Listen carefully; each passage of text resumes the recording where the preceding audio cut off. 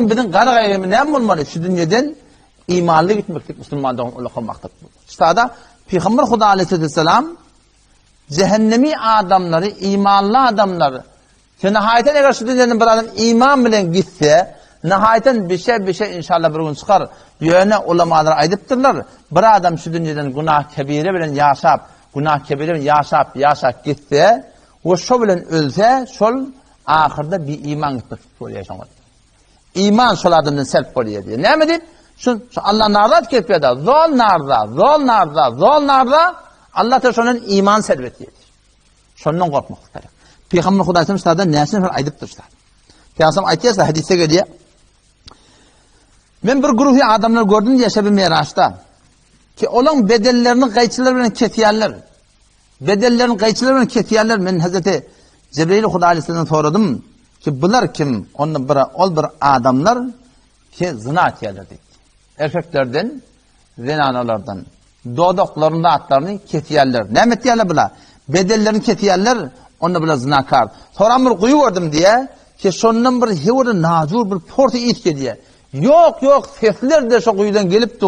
Men Hazreti Cebrail Huda Aleyhisselam'dan soradım. Bunlar kim? Onlar bir zinanalar ki zina etmeden çiğim özünü avdallayalar dedi.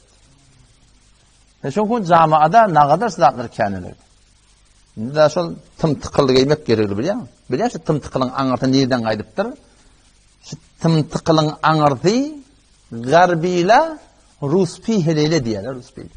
Zinakar denanalar bilen azat başka bir adavrayla denanalar farkını belli etmeden çürüyüm şu tım tıkılar corap yarak keyip geldiler. Ne mi diyorsun adına?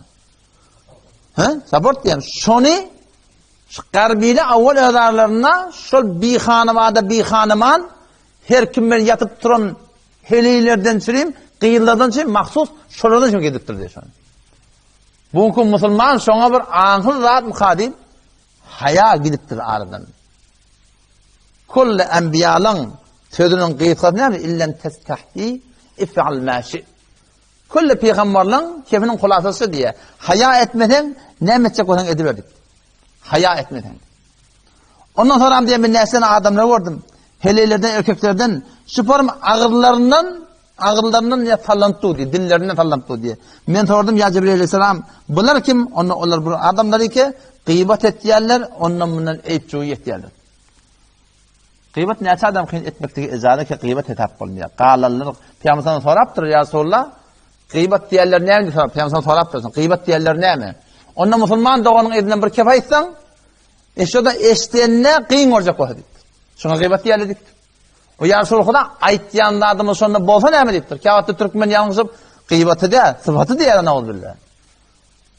Aytyanlı adamın sonunda bolsa ne mi ya Resulullah? Onunla eğer aytyanlı adam bağıta gıybet diktir. Bolmasa ne mi? Töhmet diktir. Onun şu taydan iki varmak dilin var. Şu iki varmak diline habardar olmalı. Peygamber Huda Aleyhisselam dilini şey tuttu diye ya. Tutuptur şu dilini. O şu dilden köpten köp bela geliyalığına ettir. İki varmak diline hatta denana oğlan otursan da aydaya der. Hayt otur.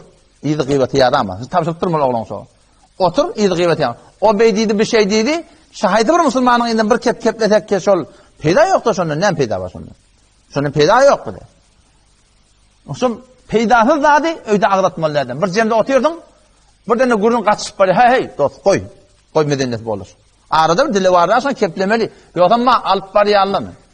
Arada dost olan diye bir meçhidin kaptanına oturdum diye Yaşur Rağlı'nın yanına. Ayttılar diye. Ahir dedim ya tünka koymadın bunu dedim. Ete koymadın bunu tünkünü koyan da dedim diye. Hem de adını çıkarttılar.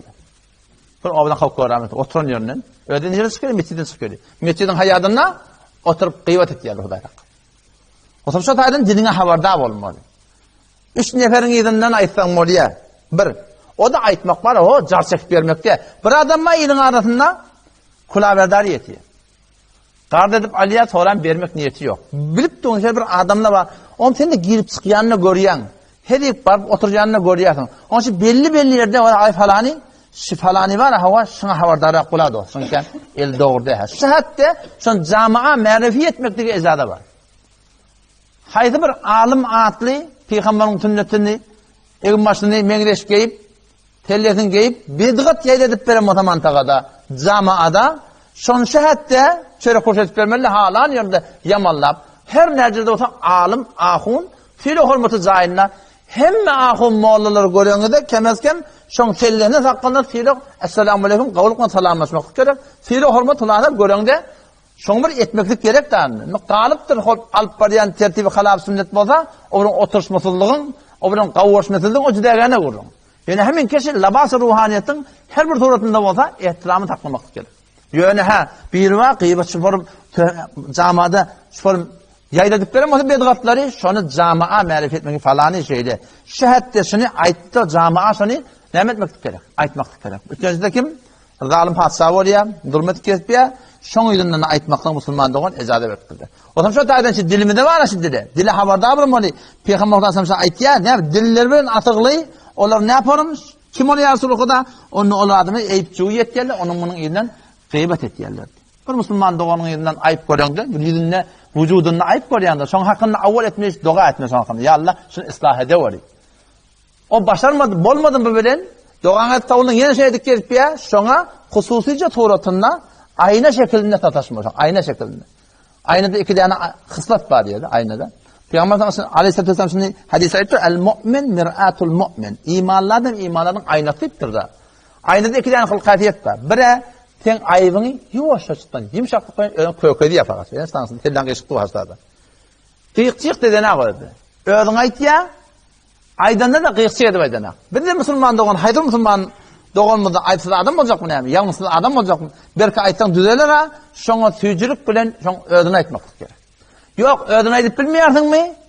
Haydi bir adam ayet bilecek onu Müslüman doğan şuna var, şuna tavsıp da var, şuna ayettirmek gerek. Ondan